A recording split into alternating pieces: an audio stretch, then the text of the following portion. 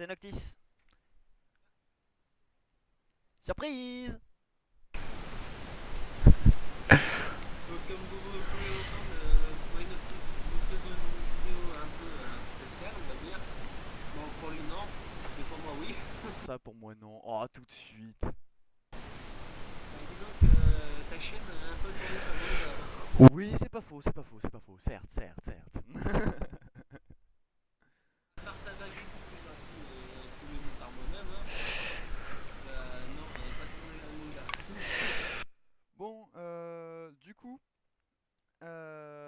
si tu m'as invité, c'est donc pour cette fameuse émission que tu as qu'on a décidé d'appeler là. Pour vous expliquer un petit peu le topo, les gens, ça va être une émission que moi et Dragon, on va essayer de faire ça régulièrement. Donc on va essayer de vous en fournir deux épisodes par mois, dans le cadre du possible, hein. Ça c'est les aléas de la vie, hein. On ne sait pas ce que ça va nous réserver, mais on va essayer d'avoir un rythme régulier. Pour vous montrer certains mangas qu'on a découverts et qui sont pas mal. Bon, aujourd'hui on va faire une petite vidéo un peu pilote, si on veut dire, où on va parler quelque chose d'assez connu, n'est-ce pas, Dragon? Donc ouais, aujourd'hui on va vous parler donc de Pokémon. Donc oui, c'est juste méga connu. Mais en fait, ce qu'on va vous parler, ça va pas être ni des jeux ni de l'animé. Enfin, on va faire un petit aparté sur l'animé quand même. Mais on va clairement pas vous parler des jeux parce que voilà, il y a donc, pour les jeux, on va faire très vite, hein. Ça a commencé en 95 avec la version verte au Japon. On en est aujourd'hui à la version XY en termes de génération, je parle. On en est à la sixième. Pokémon a eu ses 19 ans. Dans ma première vidéo, je dis que ça fait 20 ans parce qu'en fait, le projet a commencé. Alors, les jeux sont sortis en 96, le projet a commencé en 95 avec Game Freak, d'où les 20 ans qu'il y a sur ma première vidéo. Ouais. Donc ça c'était pour la partie des jeux, voilà. Après il y a eu des spin-offs qu'on connaît comme Pokémon Ranger, Pokémon Rumble. Et on parle de quoi aussi? C'était pour les jeux, ça c'est fait.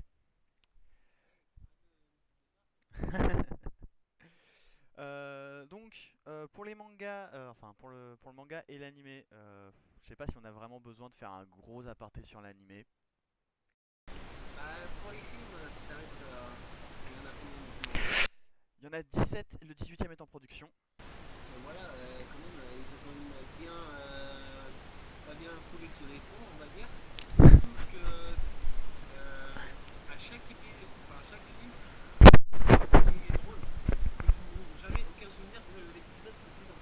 On voit des apartés sur les anciens. Ouais, bah en fait le problème, ce que je trouve et que je trouve dommage avec tous les films, c'est qu'en fait les films sont liés entre eux, mais les films en eux-mêmes ne sont pas liés à l'animé.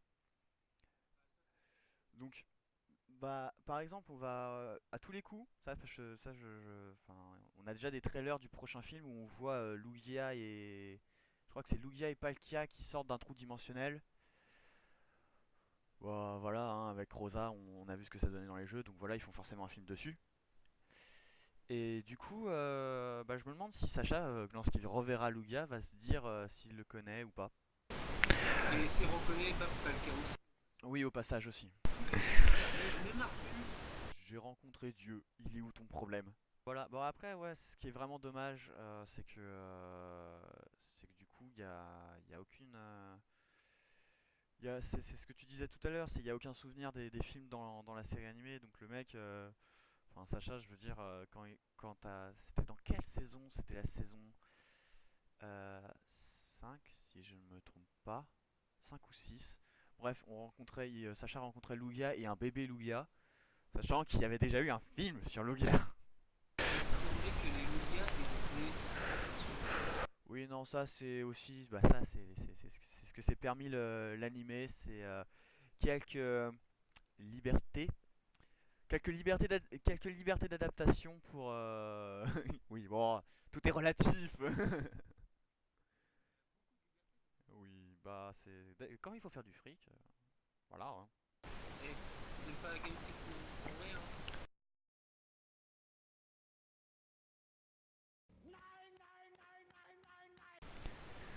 Il y a quand même un épisode que j'aurais bien aimé voir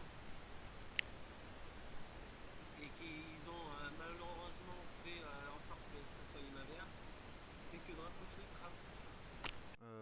Dracofeu crame Sacha, bah ça on le voit souvent dans la saison 1 et 2. Ouais, mais définitivement. Ah oui, non, ça oui, c'est sûr que Sacha il mérite la mort, mais ça c'est pas grave. Avec le Pokémon le plus badass, avec le gars le plus merdique, on va dire. C'est pour ça que en termes d'animation, je trouve que Pokémon Origin est bien plus intéressant.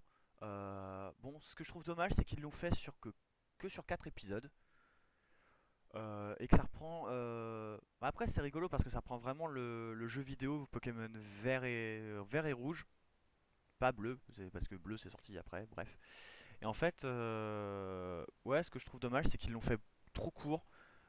Mais à la fois, c'est dommage sans l'être parce que du coup, t'as pas le problème de narration que rencontre l'animé principal, celle où t'as toujours le même scénario à chaque épisode et tu te fais chier. Tu regardes la première saison, tu te dis oh c'est cool, et après tu vois la deuxième, tu commences à te lasser, puis la troisième, puis la quatrième, et il voit que ça, et puis comme à chaque, puis voilà, et puis tu regardes, et à chaque fois il se passe rien, sauf un épisode de temps en temps où il y a quelqu'un qui capture un Pokémon ou un Pokémon évolue. D'ailleurs, franchement, leur truc d'évolution, là, j'ai jamais compris dans les films. Comment ça? Que, soi-disant, ça y est, ça y est, il est assez énervé pour évoluer, et allez, hop, il évolue. Ah oui, oui c'est un peu pompé up. Ouais, parce qu'en théorie Salamèche, je veux pas dire, mais le Salamèche de Sacha quand il le reçoit déjà il était bien puissant. Et il évolue quand il est. Si, quand la première évolution en Reptincelle, je crois, elle est à peu près potable. Mais j'avoue, l'évolution Reptincelle Dracofeu, c'est oh, tu me fais chier, Ptera, je vais te défoncer la gueule, moi aussi je sais voler. Voilà, c'est ça l'évolution. Tu vois ça, tu fais ouais, d'accord. Ah, encore si c'est, tu vois, si c'était un Evoli qui évolue en Octali ou en Mentali, tu dirais ok, c'est logique. Evoli, il évolue dans ces deux formes-là par son amitié et ses sentiments. Passe encore. Mais un Salamèche et un Reptincelle, non, merde quoi, je veux dire. Surtout que le principe de bonheur est arrivé que bien plus tard, quoi. Parce que quand Reptincelle a évolué, on avait que rouge, bleu et jaune, nous, chez nous, les petits français. Donc, Assez tard. bah non, ça arrivait à la deuxième génération. Bon, assez tard dans le sens où, oui, où on a dû attendre la saison 3 et 4. Donc, ils avaient fait un film, je crois que c'était un film, qui reprenait la méga évolution de Dracofeu, enfin les méga évolutions, pardon. Oui, t'as de nouvelles. C'est un nouveau spin-off, si on peut dire, où en fait, c'est des épisodes faits pour faire de la promo de Pokémon XY et ils ont sorti un deuxième épisode pour faire la promo de Pokémon Rosa. Dans le premier, tu voyais effectivement un dresseur avec un méga, enfin avec un Dracofeu qui méga évolue en sa version X. Non, X. X, c'est un Dracofeu noir. Oui, d'ailleurs, d'ailleurs cette adaptation est beaucoup plus violente quand tu vois Dracofeu faire un Dracogriffe. T'as la moitié de la forêt qui s'embrase, c'est plutôt sympa. Oh, c'est rigolo, moi je trouve. Et dans le deuxième épisode, t'as Mega Metalos Shiny, normal, celui de pierre. D'ailleurs, j'ai adoré les rumeurs. Petit aparté sur Pierre. J'adorais les rumeurs comme quoi il aurait dû avoir un méga Dracofeu X à la place d'un méga Metalos. Le truc, pourquoi il aurait un Dracofeu? Enfin, merde. Pierre Rochard, j'ai envie de dire, c'est le mec qui utilise le type acier comme Pokémon maître, quoi. Enfin, et il lui colle un Dracofeu. Vas-y, oui, d'accord, pourquoi pas? Ouais, c'est un peu ça, paye ta logique de merde. Donc bon, heureusement, ils ont vite annulé cette petite rumeur. Ils ont fait, oui, Mega Metalo Shiny, popolopolo. Je trouve que ces animés-là, ils restent quand même plus intéressants. C'est triste à dire, mais ils restent plus intéressants que l'animé principal. Après, l'animé principal, enfin, c'est pas que je l'aime pas, parce que par nostalgie, enfin, t'as toujours envie de enfin, t'as toujours enfin, perso, moi, enfin, je trouve ça drôle de regarder. Bon, c'est sûr que je me taperai pas comme j'ai pu me faire avec Dragon Ball ou d'autres mangas, je me ferais toute la saison en une traite, tu vois, c'est sûr, c'est pas avec Pokémon que je ferais ça. Avec Pokémon, je regarde un épisode, je fais ok, c'était cool, et maintenant, ciao. Mais c'est vrai qu'un épisode de temps en temps, un épisode de temps en temps, c'est plutôt agréable, concrètement. Non, surtout que dans chaque épisode, il y a les morveux, comme Team Rocket, la Team Rocket, et allez, ils s'envolent vers deux stations. Et puis, C'est ça. change de ville, ouais. Tu veux résumer Pokémon? C'est ça. Ouais, enfin là tu résumes juste les trois quarts de Pokémon. Après, t'as la petite aventure principale où tu vois que Sacha il perd contre quasiment tous les combats importants, sauf les champions d'arène, et que en fait en termes de championnat en PVP, bah, c'est une grosse star lose. Voilà, voilà. PVE il s'en sort, PVP c'est de la merde. Ah oui, pour ceux qui savent pas, PVE c'est Player versus Environment, donc je considère les champions d'arène comme environnement. Ouais, c'est un peu salaud, mais quand même. Et quand il rencontre des vrais dresseurs, bah il perd. Non mais le plus what the fuck reste quand même Vipelliar niveau 5 contre Pikachu qui est théoriquement plus que niveau 100 et que Pikachu se fait défoncer la gueule.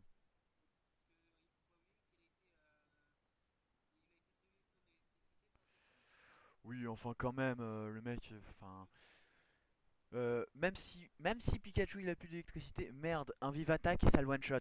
Voilà, point, c'est tout. Ils ont sorti pas mal de goodies Pokémon.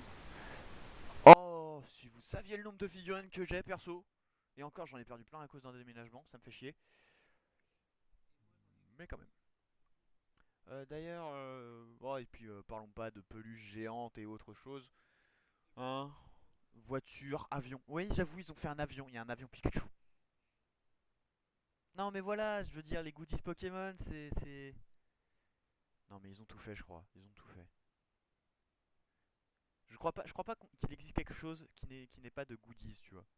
Moi, ce que je trouve dommage quand même, c'est ils ont ouvert une fois un centre Pokémon à Paris.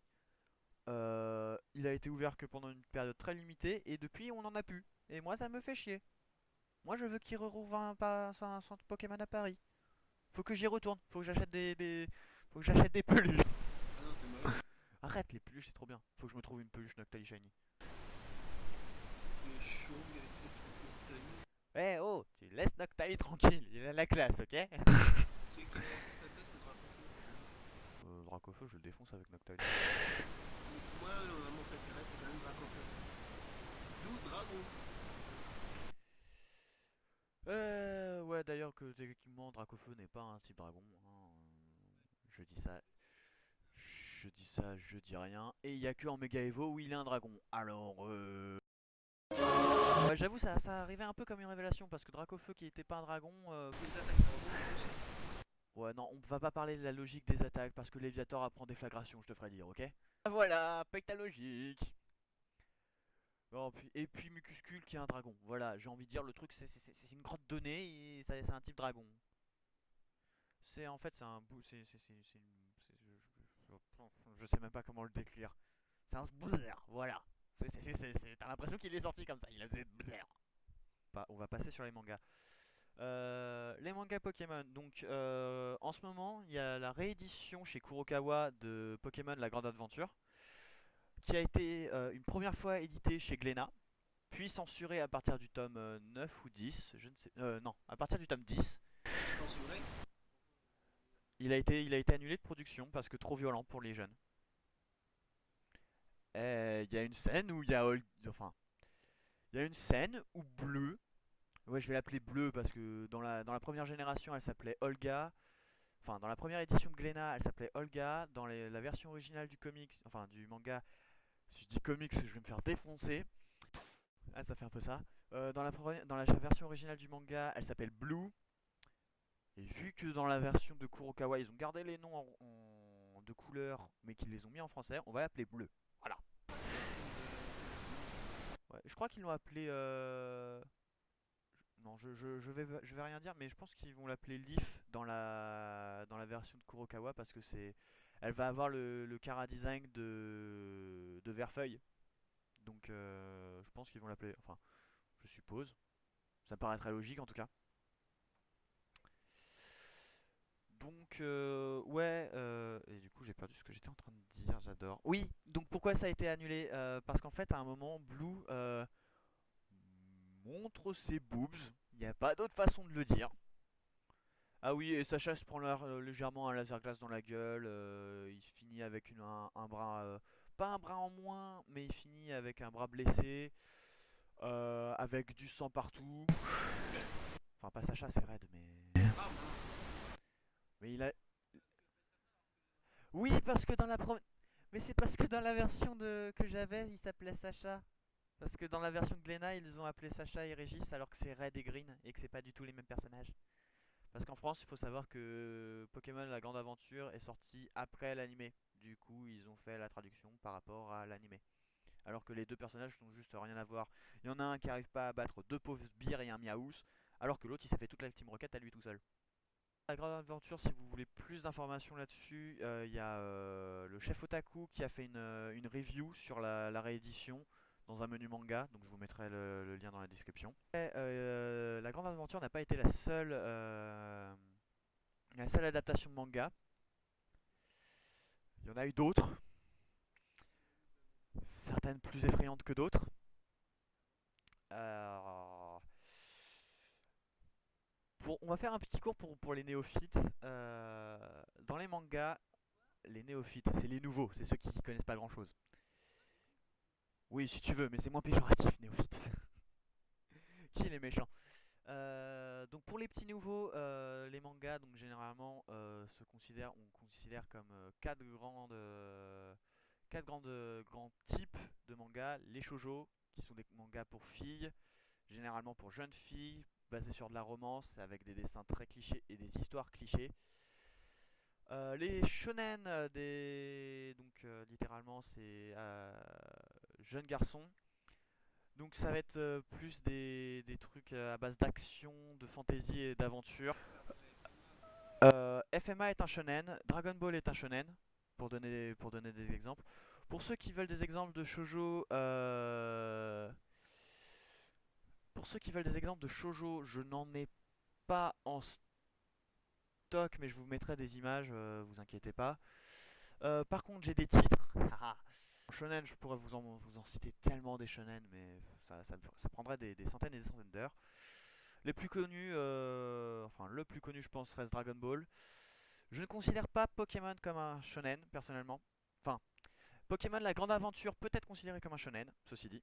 Mais l'anime est plus considéré comme une autre catégorie qui s'appelle la catégorie Kodomo. Kodomo signifie petit enfant. Donc c'est vraiment des dessins et des animés pour un public jeune, généralement en dessous de 13 ans. Ensuite vient, je vais classer, je vais pas faire de distinction entre les différents.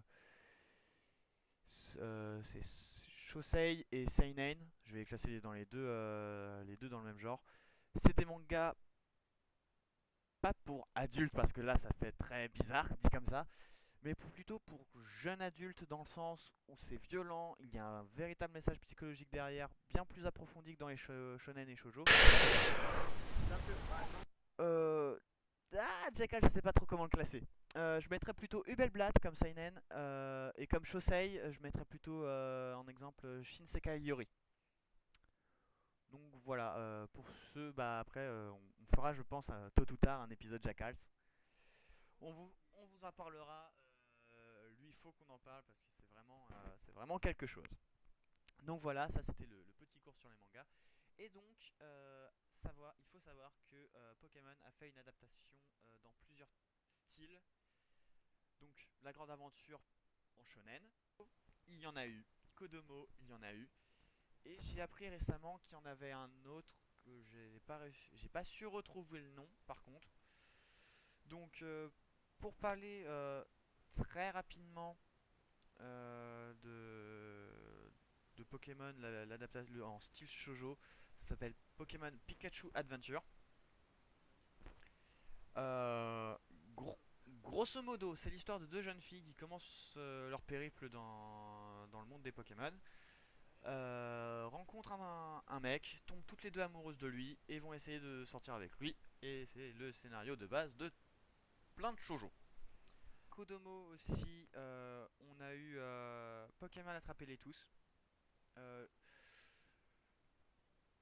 c'est banal, enfin, je sais pas trop comment le classer, enfin, comment l'expliquer, mais ouais, non, c'est pour enfants. C'est mignon, il y a une histoire, il y a une intrigue simple. Franchement, c'est la base, j'ai envie de dire. Enfin, ça fait un peu jeu vidéo pour introduire les jeunes dans le monde Pokémon. Il y a eu un manga qui était entre, alors, je sais pas si s'il a été publié au Japon, mais j'avais vu des images comme quoi un manga un peu plus fantasy encore que Pokémon. Quand je dis ça, ce manga se rapproche un peu plus du schéma narratif de mangas comme Naruto ou Dragon Ball. Dans le sens où le héros principal, quand il est en colère, il se transforme en moitié en Zekrom. Voilà, voilà. J'ai réussi à retrouver une image, donc la voilà.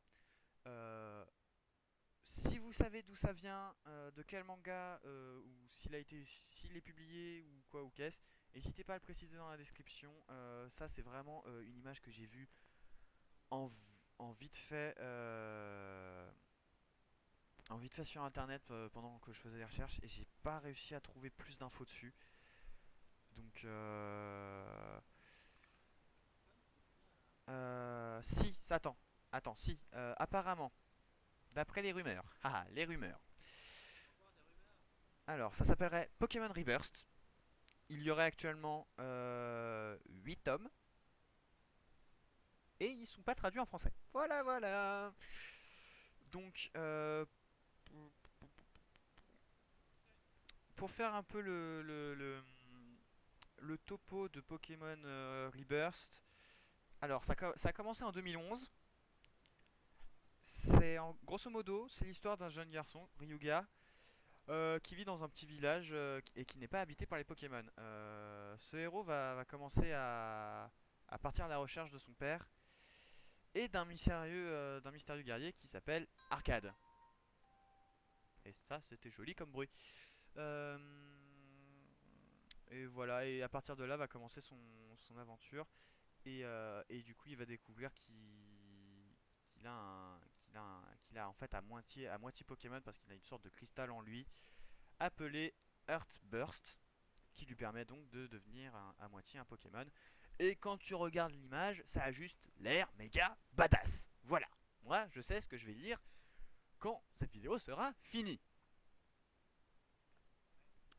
Voilà.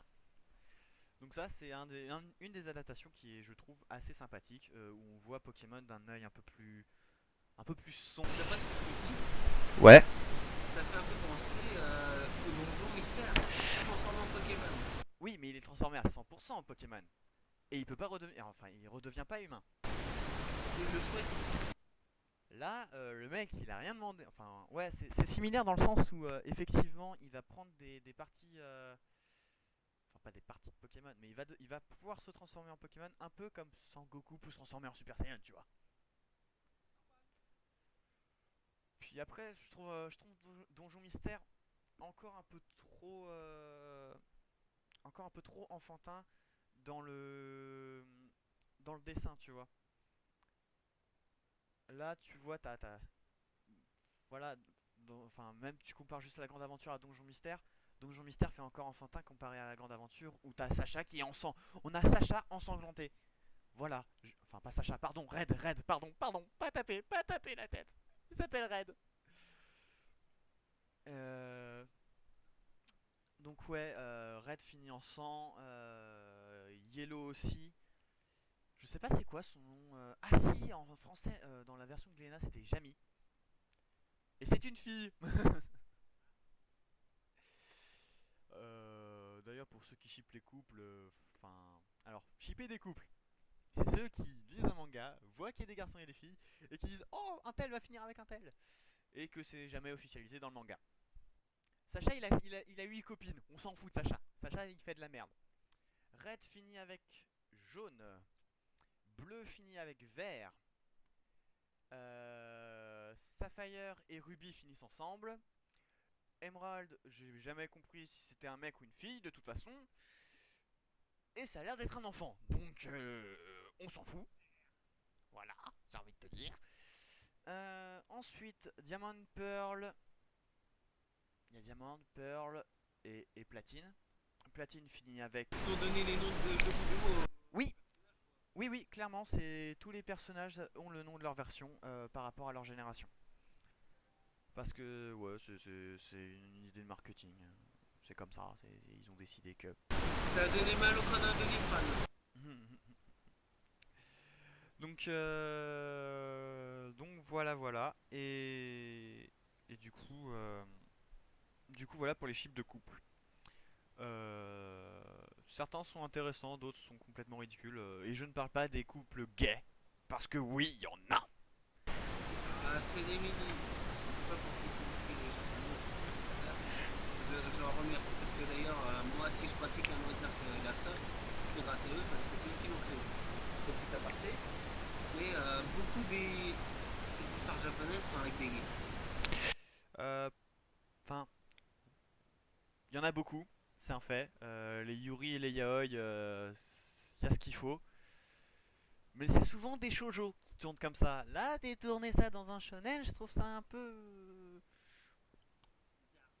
Ouais, tu t'attends pas à ça en fait dans l'aventure et ça colle pas à l'univers. Enfin, ça colle, je trouve pas que ça colle à l'ambiance que veut faire véhiculer le manga. Donc du coup, ça fait pas, ça colle pas quoi.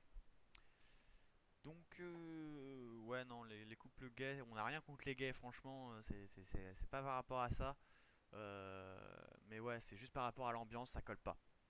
Il faut comprendre les japonais aussi, hein, et apparemment là-bas c'est un gros problème, c'est un peu tabou la sexualité là-bas, donc après forcément ils servent des mangas pour s'exprimer un petit peu, voilà.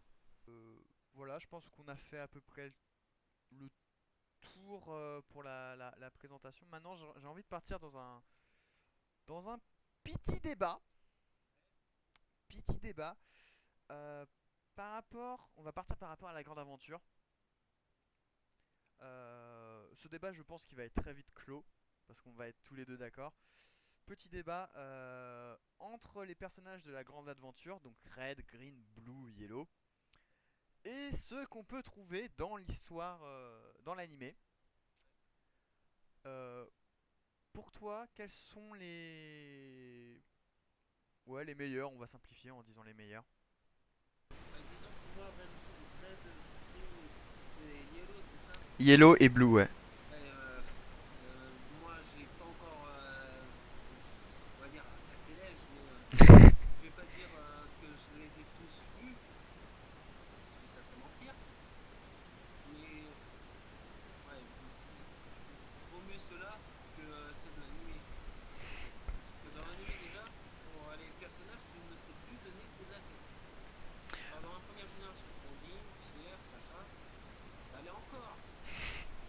Après, il y avait qui? Alors après, C'était cool. Pierre s'est barré, Jackie est apparu, Jackie est reparti, Pierre est revenu, Ondine s'est barrée, Flora est arrivée, Flora s'est barrée avec Max, Flora, Max se sont barrés, Aurore est arrivée, Aurore s'est barrée, Pierre s'est barré, Richard et j'ai oublié son nom à l'autre, merde. Celle qui est le maître dans Noir, Blanc et Blanc, Noir, Blanc et Noir et 2. Ouais, voilà, elle. Euh, ensuite, ils se sont venus, se sont barrés. Et là, on a Clem, Serena et Lem. Lem, non, c'est pas comme ça qu'il s'appelle le mec. Non, c'est Clem. Non, Clem, c'est la petite. Putain, toi aussi, toi? Non, mais tais-toi, toi. Ça me rappelle une private joke avec une. Alors, pour ceux qui suivent mon let's play, Amy the Kiwi. Voilà, cette vidéo, c'est petite dédicace à Amy the Kiwi. Tu vois, même Dragon, il dit je suis une nana. Tu vois, t'es pas toute seule. Donc, voilà, petit private joke. Ah, on a a perdu le contact avec Dragon temporairement, tant pis. Ah, le revoilà. Donc ok, voilà, enfin ouais, c'est vrai que dans l'animé, les protagonistes, il y en a beaucoup. À la limite, alors tu vois, tu te plains du nombre de protagonistes dans l'animé, je te dirais, il y en a tout autant dans le manga, parce qu'il y en a entre 2 et 3 à chaque arc. Enfin, quand je dis arc, c'est en grosso modo pour chaque version, t'as entre 2 et 4 personnages. Donc, de ce point de vue-là, je trouve ça à peu près kiff-kiff, tu vois. Bah tu comptes, hein, c'est facile. Rouge, alors, rouge, vert, bleu, jaune, or, argent, cristal. Rouge feu, vert feuille, diamant, perle, platine. Noir, blanc, blanc 2, noir 2. X, Y, rubis, oméga, saphir alpha. T'as tout noté? Voilà, il y a de quoi faire quand même en termes de. Bah, ceci dit, dans les remakes, ils reprennent les personnages, par exemple dans Rouge Feu Vert Feuille, ont reçu à nouveau Red, Blue, Green. Et je crois que Yellow disparaît temporairement. Enfin, elle a moins d'importance. Et je pense que dans Rosa. Alors, je pense que pour tous les fans de l'arc Ruby Saphir, j'espère pour vous les gens que Ruby et Sapphire vont enfin se mettre ensemble. Parce que techniquement, ils se sont mis ensemble dans la première fois. Juste, Ruby est un boulet et il y a eu une crise d'amnésie. Et du coup, il a oublié ses sentiments. Et il est boulet. Ouais, trop de puissance pour sa tête. Il a absorbé l'orbe bleue ou l'orbe rouge, je sais plus. Il a pété une durite et a perdu la mémoire. Pas kiff kiff. Et là, on va. Et c'est au niveau du. Alors, va falloir détailler un peu plus que niveau caractère parce que c'est pas vraiment ça. Régis et Green se ressemblent vraiment beaucoup. Aussi bien physiquement, il n'y a quasiment aucune différence que au niveau du caractère. Dans les deux cas, les. Ouais, parce que. Ouais, non, mais franchement, de chaîne. Les deux commencent par être extrêmement arrogants et les deux finissent par poursuivre le travail de leur père, c'est-à-dire devenir chercheur Pokémon. Donc pour eux, je dirais ça va. Y a pas trop de différence. Yellow a disparu de la série animée et Blue aussi. Comme ça, il n'y a, pas de- y a pas de problème, y a pas d'élément de comparaison. Maintenant, le plus gros élément de comparaison, c'est Sacha versus Red. Un tocard contre un badass. C'est bon. Je suis d'accord avec toi dans le sens où effectivement Red gère bien mieux que que Sacha. Ça y a pas à torturer, c'était bon. Le mec, il a les 150 Pokémon, il a défait la Team Rocket tout seul. Il a eu le champion, comment il est devenu maître, c'est tout. Il est devenu maître. Voilà, je veux dire, voilà, il a le carré parfait, c'est tout. C'est alors que Sacha, de son côté, il galère avec son Pikachu. Pas à la fin de la première saison. À la fin de la première saison, s'il en a 8, ça a tout pété. Parce qu'il a une Et je petite compte. Tauros. Ouais, je compte qu'un seul taureau, hein, vous m'excusez, le mec il a utilisé toutes ses balles sur un champ de taureau, c'est débile. Enfin, ouais, voilà quoi, j'ai envie de dire. Sacha a pas tout pour lui. Mais, est-ce qu'il y a quand même un mais euh, Enfin, après, c'est pas vraiment un bon point pour Sacha, mais plutôt pour l'animé. C'est que, ok, ça fait 18, 17, bientôt 18 saisons qu'on suit Sacha. Mais justement, je trouve que c'est un bon point positif parce qu'on a une. Quoi que disent les fans, Sacha a une certaine évolution dans le sens où, à partir de la saison 17, enfin, quand tu compares saison 1 et saison 17, tu vois qu'il y a une vraie différence. Sacha fait pas non plus de la haute stratégie, mais réfléchit un petit peu plus plutôt que de balancer son plus fort. Ouais, un petit peu plus. Déjà, écoute, c'est pas facile de le défendre, ok? Mais attends, surtout, il y a un truc qui me choque. Moi, dans toutes les saisons, je crois que sur ça, on a pas d'accord. Mais je sais pas si Jamais. Plusieurs théories à ça. Il y en a la masse. Et il y en a une nouvelle qui vient de sortir d'ailleurs. Alors, la première théorie, c'est celle du coma. Elle est connue. Je pense pas avoir besoin de la rappeler. Grosso modo, c'est dans l'épisode 1 de la saison 1, Sacha a volé le vélo d'Ondine, sauf qu'à un moment il se fait attaquer par un Pierre Fabec. Plusieurs coups de Pierre Fabec lui sont assénés à la tête et il tombe du vélo. Et à partir de là, les gens ont dit mais si en fait, il était dans le coma et tout ce qui se passe à partir de ce moment-là, ça n'existe pas. Et pour appuyer leur théorie, ils disent oui, à la fin, ils voient OO qui n'existait pas encore à l'époque. Et OO peut théoriquement réaliser n'importe quel vœu. Et comme Sacha, son vœu c'est de toujours s'amuser et être à l'aventure, ça explique pourquoi il ne vieillit jamais. Voilà, ça c'est la théorie. Moi, il y en a une autre que je trouve plus intéressante, qui a été dévoilée, enfin que j'ai trouvé que très récemment. Je vous mettrai le lien de la théorie dans la description. En fait, il y a plusieurs moments dans l'animé où on voit une mère et sa fille. Et à chaque fois, c'est les mêmes. Et ils apparaissent dans différentes saisons. Et du coup, la théorie dit que, en fait, les aventures de Sacha et ses amis, c'est un conte que raconte une mère à sa fille.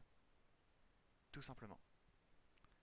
Ça tiendrait sur le fait que Sacha ne vieillit jamais. Ça tiendrait sur le fait que Sacha évolue très peu. Il évolue un petit peu quand même, mais très peu. Il bouge pas beaucoup. Euh, Bon, ok, j'avoue que le coup de je sors mon Pokédex pour voir un but bizarre, ouais, c'est abusé. Ouais, ouais, ouais, ouais, ouais, ouais, ouais, ouais, ouais, ouais, ouais, ouais. Bah, même pas parce qu'il les a pas tous vus, et de plus, Bulbizarre, il en a un. À chaque fois, il a toujours des points de starter. Je sais pas comment il fait. Pas toujours, il y a des saisons où c'est réparti les starters. Bah, par exemple, là dans la 17, il a que Grenousse. Euh, Fennec, c'est Serena qui l'a, et le mec de champion d'arène, il a Marisson. Mais oui, sinon, pendant souvent, il a eu les trois starters. C'est pratiquement impossible. Mais Voilà. bon. Donc, voilà, voilà. Je pense qu'on a fait le tour. Au pire, les gens, bah, si vous avez des choses à rajouter ou que vous voulez faire lancer un autre débat dans les commentaires, n'hésitez pas. Déjà, il y a des espaces commentaires pour ça. Euh, Donc, bah, n'hésitez pas à vous abonner à la chaîne de Dragon, à la mienne, à liker la page. Suivez-nous sur enfin, toi, je sais pas si tu as une page Facebook, Dragon. Non, j'ai pas de page Facebook. Par contre, j'ai une page Twitter. Donc, on vous mettra. De toute façon, tous les liens dits dans cette vidéo seront dans la description. Vous en faites pas. Suivez-nous sur Twitter, aimez enfin, pour l'instant ma page Facebook et peut-être plus tard nos pages Facebook. J'ai envie de vous dire à dans 2 semaines pour un nouvel épisode. Euh, ouais, non, on va pas vous dire tout de suite sur quoi. Vous savez que l'épisode sur Jackals arrivera tôt ou tard, mais on vous dit pas quand parce qu'il y a beaucoup de choses à faire dessus. Euh, voilà. Quand est-ce qu'ils arriveront, ça par contre, on sait pas trop. Et il y en a encore plein d'autres qu'on veut, qu'on peut vous faire aimer ou découvrir pour les nouveaux. Et donc, un que moi j'apprécie beaucoup. Et après, je sais pas si tu es d'accord avec moi. Vas-y, balance. Code 10. Oh oui. Petit code Geass.